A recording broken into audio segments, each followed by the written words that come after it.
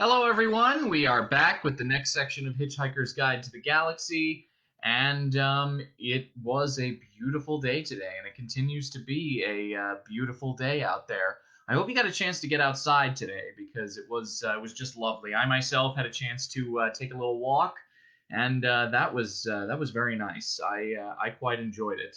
So, within safe social distancing, be sure you're getting outside, getting your exercise, doing whatever you need to do to stay safe and stay sane, stay healthy too.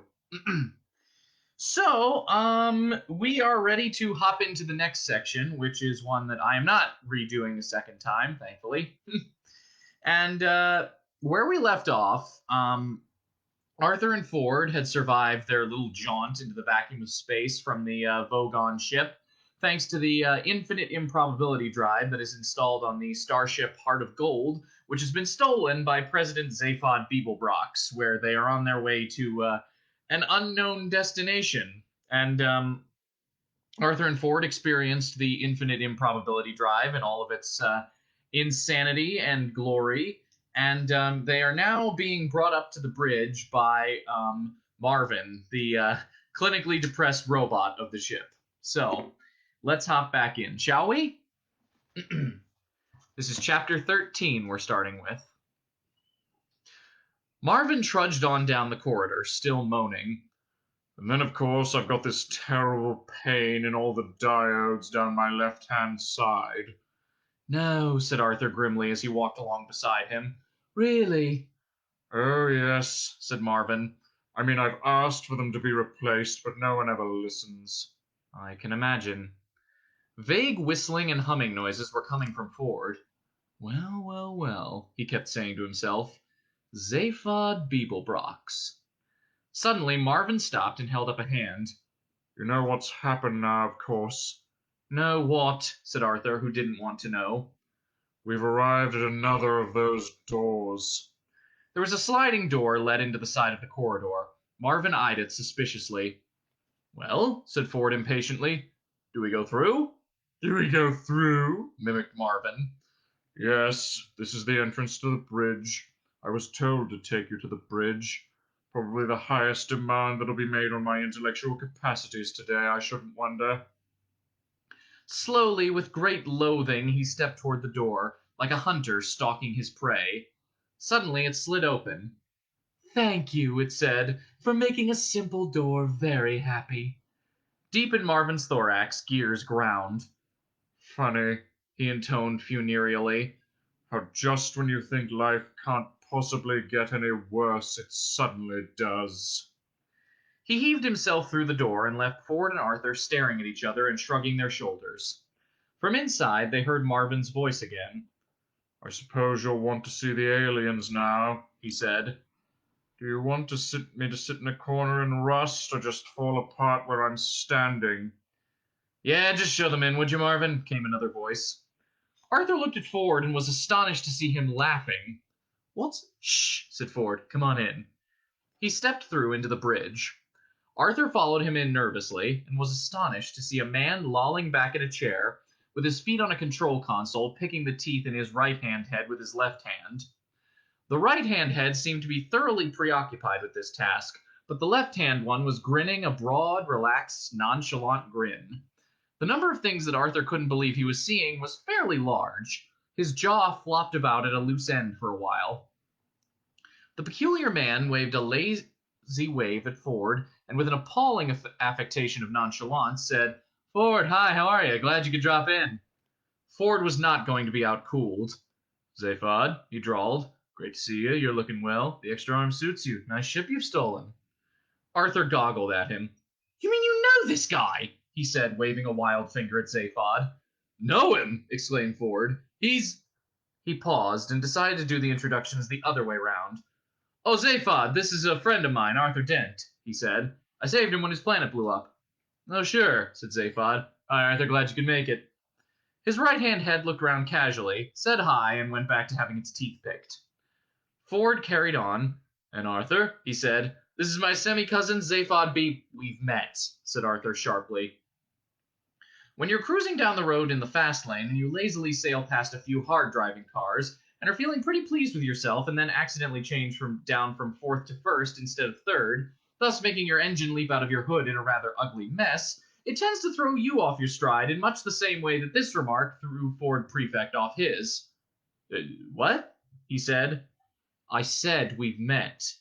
Zaphod gave an awkward start of surprise and jabbed a gum sharply. Hey, have we? Hey, Ford rounded on Arthur with an angry flash in his eyes. Now he felt he was back on home ground. He suddenly began to resent having lumbered himself with this ignorant primitive who knew as much about the affairs of the galaxy as an Ilford-based gnat knew about life in Peking.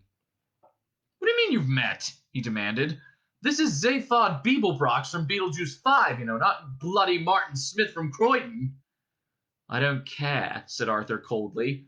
We've met, haven't we, Zaphod Beeblebrox? Or should I say, Phil? What? Shouted Ford. You'll have to remind me, said Zaphod. I have a terrible memory for species. Was it a party? Pursued Arthur. Yeah, well, I doubt that, said Zaphod. Cool it, will you, Arthur? Demanded Ford. Arthur would not be deterred. A party 6 months ago, on Earth, England. Zaphod shook his head with a tight-lipped smile.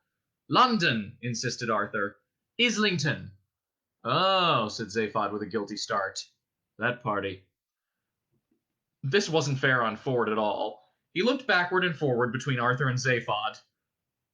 What? He said to Zaphod. You don't mean to say you've been on that miserable little planet as well, do you? No, of course not, said Zaphod breezily. Well, I may have just dropped in briefly, on my way somewhere, but I was stuck there for 15 years. Well, I didn't know that, did I? Well, what were you doing there? Looking about, He gate-crashed a party, said Arthur, trembling with anger. A fancy dress party. It would have to be, wouldn't it? Said Ford. At this party, persisted Arthur, was a girl. Oh, well, look, it doesn't matter now. The whole place has gone up in smoke anyway. I wish you'd stop sulking about that bloody planet, said Ford. Who was the lady? Oh, just somebody. Well, all right, I wasn't doing very well with her. I'd been trying all evening. Hell, she was something, though. Beautiful, charming, devastatingly intelligent. At last I'd got into myself for a bit and was plying her with a bit of talk when this friend of yours barges up and says, Hey, doll, is this guy boring you? Why don't you talk to me instead? I'm from a different planet. I never saw her again. Zaphod? Exclaimed Ford. Yes, said Arthur, glaring at him and trying not to feel foolish. He only had the 2 arms and the 1 head, and he called himself Phil, But you must admit he did turn out to be from another planet, said Trillian, wandering into sight at the other end of the bridge. She gave Arthur a pleasant smile, which settled on him like a ton of bricks, and then turned her attention to the ship's controls again. There was silence for a few seconds, and then out of the scrambled mess of Arthur's brain crawled some words. Tricia McMillan, he said. What are you doing here? Same as you, she said. I hitched a lift. After all, with a degree in math and another in astrophysics, what else was there to do? It was either that or the door queue again on Monday. Infinity -1, chattered the computer. Improbability sum now complete. Zaphod looked about him, at Ford, at Arthur, and then at Trillian. Trillian, he said, is this sort of thing going to happen every time we use the improbability drive? Very probably, I'm afraid, she said. And now we're moving on to Chapter 14. The Heart of Gold fled on silently through the night of space, now on conventional photon drive. Its crew of 4 were ill at ease knowing that they had been brought together not of their own volition or by simple coincidence, but by some curious perversion of physics, as if relationships between people were susceptible to the same laws that govern the relationships between atoms and molecules. As the ship's artificial night closed in, they were each grateful to retire to separate cabins and try to rationalize their thoughts. Trillian couldn't sleep. She sat on a couch and stared at a small cage which contained her last and only links with Earth, 2 white mice that she had insisted Zaphod let her bring.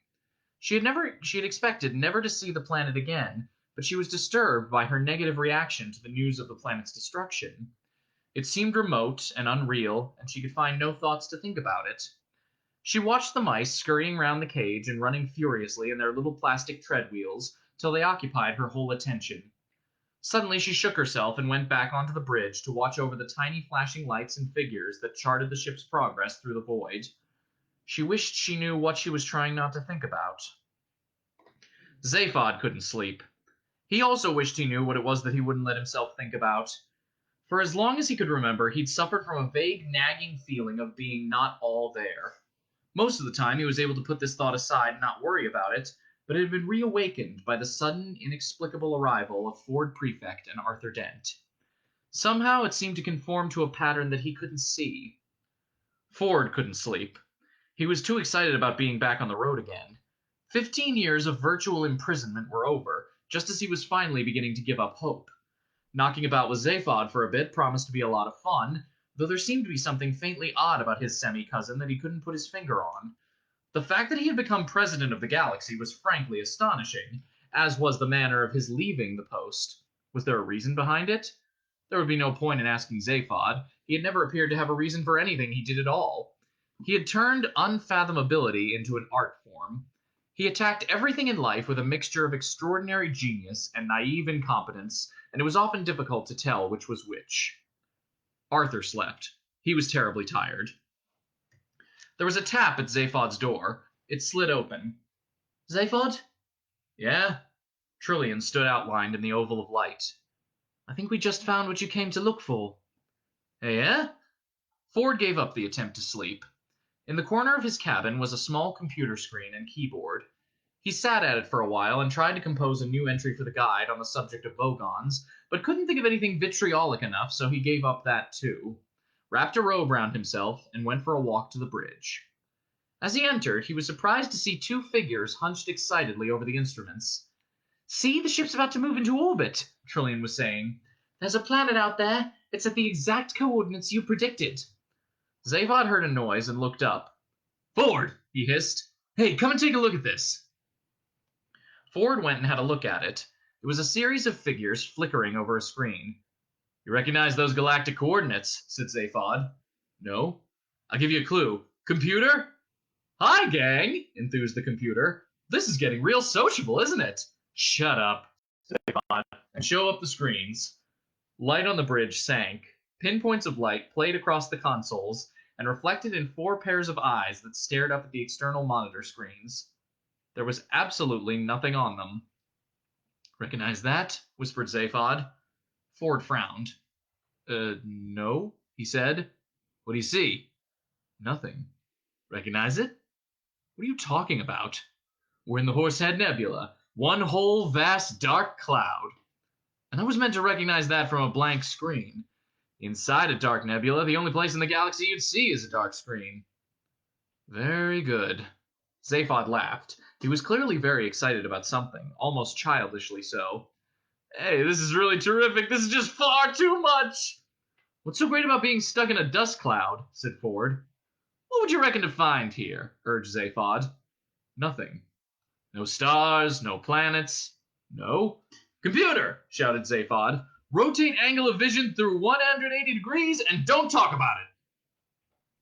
For a moment it seemed that nothing was happening. Then a brightness glowed at the edge of the huge screen.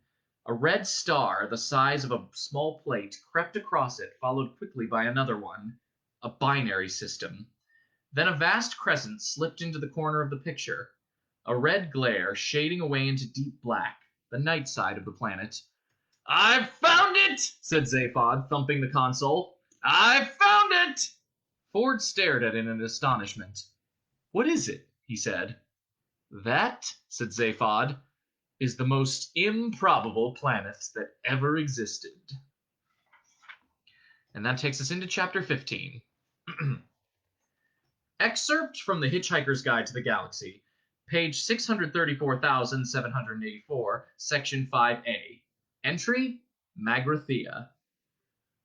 Far back in the mists of ancient time, in the great and glorious days of the former galactic empire, life was wild, rich, and largely tax-free. Mighty starships plied their way between exotic suns, seeking adventure and reward among the farthest reaches of galactic space. In those days, spirits were brave, the stakes were high, men were real men, women were real women, and small furry creatures from Alpha Centauri were real small furry creatures from Alpha Centauri. and all dared to brave unknown terrors, to do mighty deeds, to boldly split infinitives that no man had split before, and thus was the empire forged.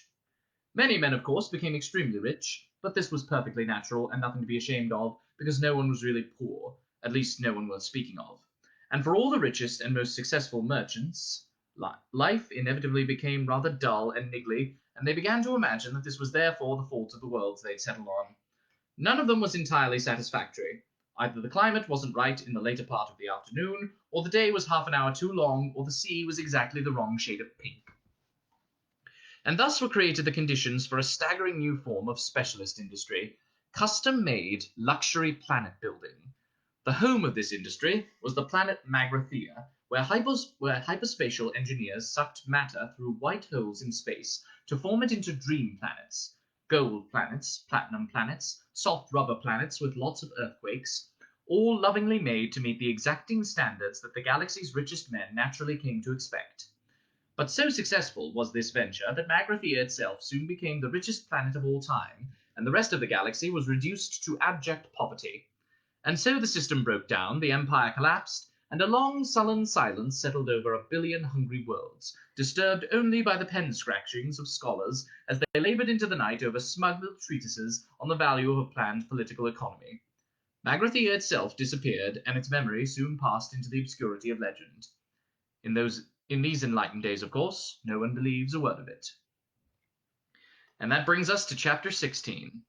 Chapter 16. Arthur awoke to the sound of argument and went to the bridge. Ford was waving his arms about. "You're crazy, Zaphod," he was saying. "Magrathea is a myth, a fairy story. It's what parents tell their kids about at night if they wanted them to grow up to become economists. And that's what we are currently in orbit about," insisted Zaphod. "Look, I can't help what you may personally be in orbit around," said Ford. "But this ship—" "Computer!" shouted Zaphod. Oh no. "Hi there! This is Eddie, your shipboard computer, and I'm feeling just great, guys, and I know I'm just gonna get a bundle of kicks out of any program you care to run through me." "Computer," said Zaphod, "tell us what our present trajectory is." "A real pleasure, feller," it burbled. "We are currently in orbit at an altitude of 300 miles around the legendary planet of Magrathea." "Proving nothing," said Ford. "I wouldn't trust that computer to speak my weight." "I can do that for you, sure," enthused the computer, punching out more ticker tape.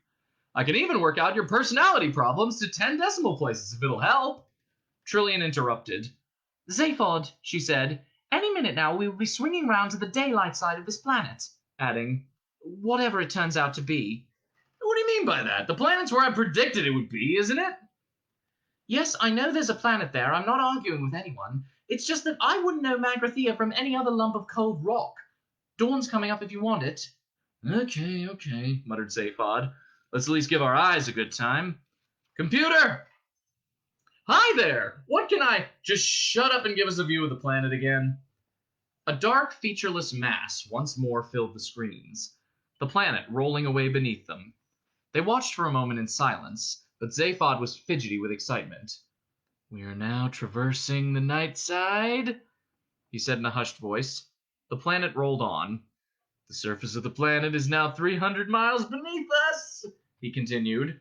He was trying to restore a sense of occasion to what he felt should have been a great moment. Magrathea. He was piqued by Ford's skeptical reaction. Magrathea. "In a few seconds," he continued, "we should see—" There! The moment carried itself. Even the most seasoned star tramp can't help but shiver at the spectacular drama of a sunrise seen from space, but a binary sunrise is one of the marvels of the galaxy. Out of the utter blackness stabbed a sudden point of blinding light. It crept up by slight degrees and spread sideways in a thin crescent blade, and within seconds 2 suns were visible, furnaces of light, searing the black edge of the horizon with white fire. Fierce shafts of color streaked through the thin atmosphere beneath them. "The fires of dawn," breathed Zaphod. "The twin sons of Sulianus and Ram." "Or whatever," said Ford quietly. "Sulianus and Ram," insisted Zaphod. The suns blazed into the pitch of space, and a low, ghostly music floated through the bridge. Marvin was humming ironically because he hated humans so much. As Ford gazed at the spectacle of light before them, excitement burned inside him, but only the excitement of seeing a strange new planet. It was enough for him to see it as it was. It faintly irritated him that Zaphod had to impose some ludicrous fantasy onto the scene to make it work for him. All this Magrathea nonsense seemed juvenile. Isn't it enough to see that a garden is beautiful without having to believe that there are fairies at the bottom of it, too? All this Magrathea business seemed totally incomprehensible to Arthur. He edged up to Trillian and asked her what was going on. "I only know what Zaphod's told me," she whispered. "Apparently, Magrathea is some kind of legend from way back which no one seriously believes in. A bit like Atlantis on Earth, except that the legends say Magratheans used to manufacture planets." Arthur blinked at the screens and felt he was missing something important. Suddenly, he realized what it was. "Is there any tea on this spaceship?" he asked. Excuse me. More of the planet was unfolding beneath them as the heart of gold streaked along its orbital path. The suns now stood high in the black sky, the pyrotechnics of dawn were over, and the surface of the planet appeared bleak and forbidding in the common light of day. Gray, dusty, and only dimly contoured, it looked dead and cold as a crypt. From time to time, promising features would appear on the distant horizon. Ravines, maybe mountains, maybe even cities. But as they approached, the lines would soften and blur into anonymity, and nothing would transpire. The planet's surface was blurred by time, by the slow movement of the thin, stagnant air that had crept across it for century upon century. Clearly, it was very, very old. A moment of doubt came to Ford as he watched the gray landscape move beneath them. The immensity of time worried him. He could feel it as a presence. He cleared his throat. "Well, even supposing it is." "It is," said Zaphod. "Which it isn't," continued Ford. "What do you want with it anyway? There's nothing there." "Not on the surface," said Zaphod. "All right, just supposing there's something. I take it you're not here for the sheer industrial archaeology of it all. What are you after?" One of Zaphod's heads looked away. The other one looked round to see what the first was looking at, but it wasn't looking at anything very much. "Well," said Zaphod airily, "it's partly the curiosity, partly a sense of adventure, but mostly I think it's the fame and the money." Ford glanced at him sharply. He got a very strong impression that Zaphod hadn't the faintest idea why he was there at all. "You know, I don't like the look of that planet at all," said Trillian, shivering. "Ah, take no notice," said Zaphod. With half the wealth of the former galactic empire stored on it, somewhere it can afford to look frumpy." Bullshit, thought Ford. Even supposing this was the home of some ancient civilization now gone to dust, even supposing a number of exceedingly unlikely things, there was no way that vast treasures of wealth were going to be stored there in any form that would still have meaning now. He shrugged. "I think it's just a dead planet," he said. "The suspense is killing me," said Arthur testily. Stress and nervous tension are now serious social problems in all parts of the galaxy, and it is in order that this situation should not be in any way exacerbated that the following facts will now be revealed in advance. The planet in question is, in fact, the legendary Magrathea. The deadly missile attack, shortly to be launched by an ancient automatic defense system, will result merely in the breakage of 3 coffee cups and a mouse cage, the bruising of somebody's upper arm, and the untimely creation and sudden demise of a bowl of petunias and an innocent sperm whale. In order that some sense of mystery should still be preserved, no revelation will yet be made concerning whose upper arm sustains the bruise. This fact may safely be made the subject of suspense, since it is of no significance whatsoever. And that brings us into Chapter 17. After a fairly shaky start to the day, Arthur's mind was beginning to reassemble itself from the shell-shocked fragments the previous day had left him with. He had found a new traumatic machine which had provided him with a plastic cup filled with a liquid that was almost, but not quite, entirely unlike tea. The way it functioned was very interesting. When the drink button was pressed, it made an instant but highly detailed examination of the subject's taste buds, a spectroscopic analysis of the subject's metabolism, and then sent tiny experimental signals down the neural pathways to the taste centers of the subject's brain to see what was likely to go down well. However, no one knew quite why it did this because it invariably delivered a cupful of liquid that was almost, but not quite entirely unlike tea. The new Traumatic was designed and manufactured by the Sirius Cybernetics Corporation, whose complaints department now covers all the major landmasses of the first 3 planets in the Sirius Tau star system. Arthur drank the liquid and found it reviving. He glanced up at the screens again and watched a few more 100 miles of barren grayness slide past. It suddenly occurred to him to ask a question that had been bothering him. "Is it safe?" he said. "Magrathea has been dead for 5 million years, said Zaphod. "Of course it's safe. Even the ghosts will have settled down and raised families by now." At which point, a strange and inexplicable sound thrilled suddenly through the bridge, a noise as if of a distant fanfare, a hollow, reedy, insubstantial sound. It preceded a voice that was equally hollow, reedy, and insubstantial. The voice said, "Greetings to you." Someone from the dead planet was talking to them.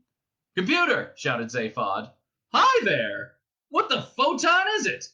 "Oh, just some 5 million-year-old tape that's being broadcast at us." "A what? A recording?" "Shush," said Ford. "It's carrying on." The voice was old, courteous, almost charming, but was underscored with quite unmistakable menace. "This is a recorded announcement," it said, "as I'm afraid we're all out at the moment. The Commercial Council of Magrathea thanks you for your esteemed visit." "A voice from ancient Magrathea!" shouted Zaphod. Okay, said Ford. "But regrets," continued the voice, "that the entire planet is temporarily closed for business. Thank you. If you would care to leave your name and the address of a planet where you can be contacted, kindly speak when you hear the tone." A short buzz followed, then silence. "They want to get rid of us," said Trillian nervously. "What do we do?" "It's just a recording," said Zaphod. "We keep going. Got that, computer?" "I got it," said the computer, and gave the ship an extra kick of speed. They waited. After a second or so came the fanfare once again, and then the voice. "We would like to assure you that as soon as our business is resumed, announcements will be made in all fashionable magazines and color supplements, when our clients will once again be able to select from all that's best in contemporary geography." The menace in the voice took on a sharper edge. "Meanwhile, we thank our clients for their kind interest and would ask them to leave. Now." Arthur looked round at the nervous faces of his companions. "Well, I suppose we'd better be going then, hadn't we?" he suggested. "Shh," said Zaphod. "There's absolutely nothing to be worried about." "Then why is everyone so tense?" "They're just interested," shouted Zaphod. "Computer, start descent into the atmosphere and prepare for landing." This time the fanfare was quite perfunctory, the voice now distinctly cold. "It is most gratifying," it said, "that your enthusiasm for our planet continues unabated, and so we would like to assure you that the guided missiles currently converging with your ship are part of a special service we extend to all of our most enthusiastic clients, and the fully armed nuclear warheads are of course merely a courtesy detail. We look forward to your custom in future lives. Thank you." The voice snapped off. "Oh," said Trillian. Said Arthur. "Well," said Ford. "Look," said Zaphod. "Will you get it into your heads? That's just a recorded message. It's millions of years old. It doesn't apply to us. Get it?" "What?" said Trillian quietly. "About the missiles?" "Missiles? Don't make me laugh." Ford tapped Zaphod on the shoulder and pointed at the rear screen. Clear in the distance behind them, 2 silver darts were climbing through the atmosphere toward the ship. A quick change of magnification brought them into close focus. 2 massively real rockets, thundering through the sky. The suddenness of it was shocking. "I think they're going to have a very good try at applying to us," said Ford. Zaphod stared at him in astonishment. "Hey, this is terrific," he said. "Someone down there is trying to kill us." "Terrific," said Arthur. "But don't you see what this means?" "Yes, we're going to die." "Yes, but apart from that, it means we must be on to something. How soon can we get off it?"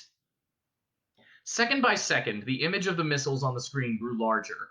They had swung round now onto a direct homing course, so that all that could be seen of them now was the warheads, head on. "As a matter of interest," said Trillian, "what are we going to do?" "Just keep cool," said Zaphod. "Is that all?" shouted Arthur. "No, we're also gonna take evasive action," said Zaphod with a sudden access of panic. Computer, what evasive action can we take? None, I'm afraid, guys, said the computer. Something, said Zaphod. He said. There seems to be something jamming my guidance systems, explained the computer brightly. Impact minus 45 seconds. Please call me Eddie if it'll help you to relax. Zaphod tried to run in several equally decisive directions simultaneously. Right, he said. We gotta get manual control of this ship. Can you fly her? Asked Ford pleasantly. No, can you? No. Trillian, can you? No. Fine, said Zaphod, relaxing. We'll do it together. I can't either, said Arthur, who felt it was now time he began to assert himself. I'd guess that, said Zaphod. Okay, computer, I want full manual control now. You got it, said the computer. Several large desk panels slid open, and banks of control consoles sprang up out of them, showering the crew with bits of expanded polystyrene packaging and balls of rolled-up cellophane. These controls had never been used before. Zaphod stared at them wildly. Okay, Ford, he said. Full retro thrust and 10 degrees starboard or something. Good luck, guys, chirped the computer. Impact minus 30 seconds. Ford leaped to the controls. Only a few of them made any immediate sense to him, so he pulled those. The ship shook and screamed as its guidance rocket jets tried to push it in every which way simultaneously. He released half of them, and the ship spun around in a tight arc and headed back the way it had come, straight toward the oncoming missiles. Air cushions ballooned out of the walls in an instant as everyone was thrown against them. For a few seconds, the inertial forces held them flattened and squirming for breath, unable to move. Zaphod struggled and pushed in manic desperation and finally managed a savage kick at a small lever that formed part of the guidance system. The lever snapped off. The ship twisted sharply and rocketed upward. The crew were hurled violently back across the cabin. Ford's copy of The Hitchhiker's Guide to the Galaxy smashed into another section of the control console, with the combined results that the guide started to explain to anyone who cared to listen about the best ways of smuggling Antarian parakeet glands out of Antares. An Antarian parakeet gland stuck on a small stick is a revolting but much sought-after cocktail delicacy, and very large sums of money are often paid for them by very rich idiots who want to impress other very rich idiots. And the ship suddenly dropped out of the sky like a stone. It was, of course, more or less at this moment that one of the crew sustained a nasty bruise to the upper arm. This should be emphasized because, as has already been revealed, they escape otherwise completely unharmed, and the deadly nuclear missiles do not eventually hit the ship. The safety of the crew is absolutely assured. Impact minus 20 seconds, guys, said the computer. Then turn the bloody engines back on, bawled Zaphod. Oh, sure thing, guys, said the computer. With a subtle roar, the engines cut back in. The ship smoothly flattened out of its dive and headed back toward the missiles again. The computer started to sing. When you walk through the storm, it whined nasally, hold your head up high. Zaphod screamed at it to shut up, but his voice was lost in the din of what they quite naturally assumed was approaching destruction. And don't be afraid of the dark, Eddie wailed. The ship, in flattening out, had in fact flattened out upside down and lying on the ceiling as they were... I'm sorry, let me start that one again. The ship, in flattening out, had in fact flattened out upside down, and lying on the ceiling as they were, it was now totally impossible for any of the crew to reach the guidance systems. At the end of the storm, crooned Eddie. The two missiles loomed massively on the screens as they thundered toward the ship. Is a golden sky. But by an extraordinarily lucky chance, they had not yet fully corrected their flight paths to that of the erratically weaving ship, and they passed right under it. And the sweet silver song of the lark. Revised impact time, 15 seconds, fellas. Walk on through the wind. The missiles banked round in a screeching arc and plunged back in pursuit. This is it, said Arthur, watching them. We're now quite definitely going to die, aren't we? I wish you'd stop saying that, shouted Ford. Well, we are, aren't we? Yes. Walk on through the rain, sang Eddie. A thought struck Arthur. He struggled to his feet. Why doesn't anyone turn on this improbability drive thing? He said. We could probably reach that. What are you, crazy? Said Zaphod. Without proper programming, anything could happen. Doesn't matter at this stage, shouted Arthur. Though your dreams be tossed and blown, sang Eddie. Arthur scrambled up onto one of the excitingly chunky pieces of molded contouring where the curve of the wall met the ceiling. Walk on, with hope in your heart. Does anyone know why Arthur can't turn on the improbability drive? Shouted Trillian. And you'll never walk alone. Impact -5 seconds. It's been great knowing you guys. God bless. You'll never walk alone. I said, yelled Trillian. Does anyone know? The next thing that happened was a mind-mangling explosion of noise and light. And that's where we're going to leave off for tonight. But we know they come out of it because they told us.